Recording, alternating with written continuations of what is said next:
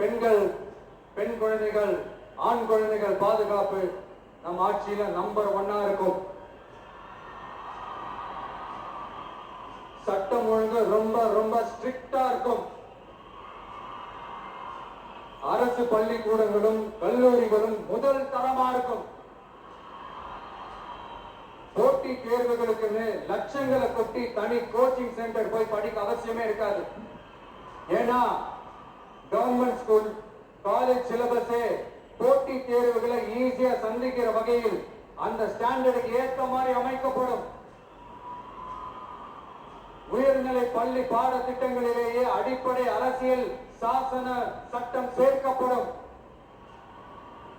மாநில மற்றும் ஒன்றிய அரசு அலுவலகங்கள், வங்கிகளின் செயல்பாடுகள் மற்றும் அவற்றை அணுகும் முறை குறித்து மாணவர்களுக்கு தெளிவான புரிதலை ஏற்படுத்தும் வகையில் தேர்வுகள் அற்ற செயல்முறை பாடமாக கற்பிக்கப்படும்.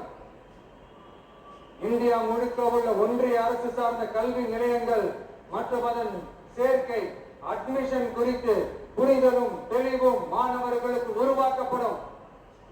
அனைத்து அரசு பள்ளிகளிலும் பெண் குழந்தைகளுக்கு சுத்தமான, சுகாதாரமான மற்றும் தரமான கதவுகள் பொருத்தப்பட்ட ரெஸ்ட் ரூம்கள் அமைப்பது உறுதி செய்யப்படும்.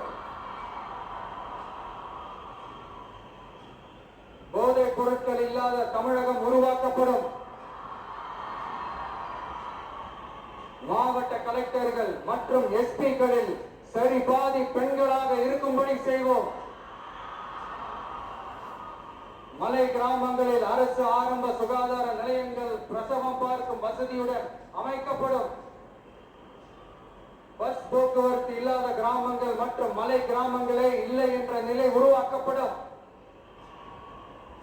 ஏற்கனவே அமைப்பு சாரா தொழிலாளர்கள் அமைப்பு இருந்தாலும் ஆட்டோ, டாக்ஸி மற்றும் லாரி டிரைவர்களுக்கென அவர்களின் நலன்களுக்காகவும் குடும்ப நலன்களுக்காகவும் தனியாக நல வாரியம் அமைக்கப்படும். தென் தமிழகம் உட்பட தமிழகத்தின் தேவையான பகுதிகளில் தொழிற்சாலைகள் அமைக்கவும் தொழில் வளம் பெருக்கவும் தனி கவனம் செலுத்தப்படும். விவசாயிகள், மீனவர்கள் மற்றும் நெசவாளர்களின் கருத்துக்களை அறிந்து அவர்களுக்கான திட்டங்கள் காலத்தின் தேவைக்கேற்ப உருவாக்கப்படும்.